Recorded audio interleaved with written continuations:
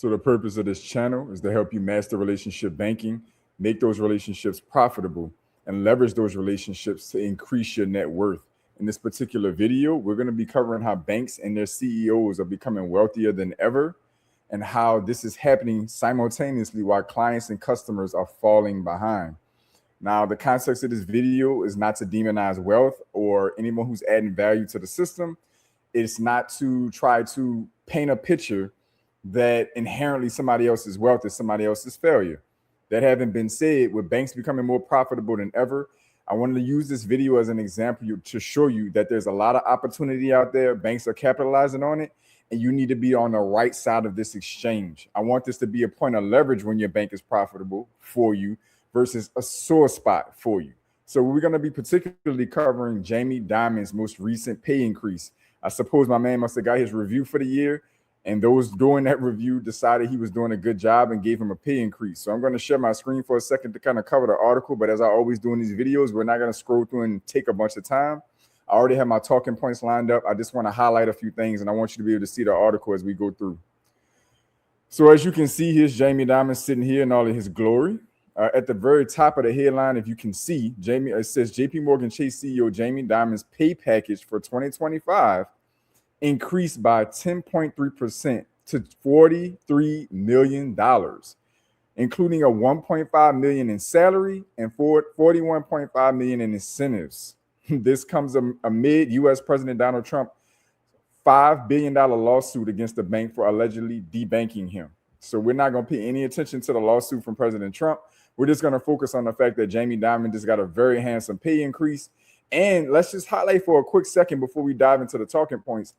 Jamie Dimon has had his pay increase broken up between $1.5 million in salary and $41.5 in other incentives. I just want to highlight the fact that I guarantee you those incentives are in other financial assets that can be taxed favorably and leveraged against, probably like stocks and other financial assets, but we'll just leave that where it is. So the headline says everything, okay? Jamie Dimon's 2025 pay jump 10.3% to $43 million. This isn't shocking, but it is revealing. So banks are more profitable than ever, yet many customers feel stuck, falling behind. So why are banks printing money right now? Higher interest rates equal massive net interest margins. And we've been in a higher interest rate environment for about 3.5 years, give or take at the time of this recording. Banks earn more on deposits, loans, and credit cards. So customers paying more to borrow, earning relatively less on cash. This is how the wealth gap quietly widens. While the interest rate market is going up, banks are still paying horrible on average for deposit accounts. Unfortunately, too many of us are sitting in deposit accounts idle while still paying higher for any debt or leverage that we're using because the interest rates are higher in the marketplace. The wealth gap isn't accidental. Banks reward strong relationships, assets, and liquidity. Clearly, this is going to favor those who have means already. Customers without, in this strategy, sit in low yield accounts, overpay for debt, and miss access to premium tools. So you see a stark difference. It's the same bank, two different experiences. So my perspective, what the wealthy do differently, they don't just use a bank, they leverage it. I said that at the very beginning of the video. I want this to be a point of leverage for you.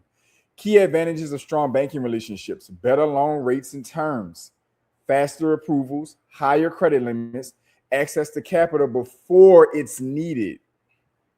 You're not going into the bank desperate and thirsty. You're building a relationship, and the bank decides they're eager to lend to you. It's a big difference. Banking is a relationship game, not a commodity. I'm going to say it one more time. Banking is a relationship game. It is not a commodity. So how regular people can close the gap. This is where this kicks in for most of you. Practical steps you can take.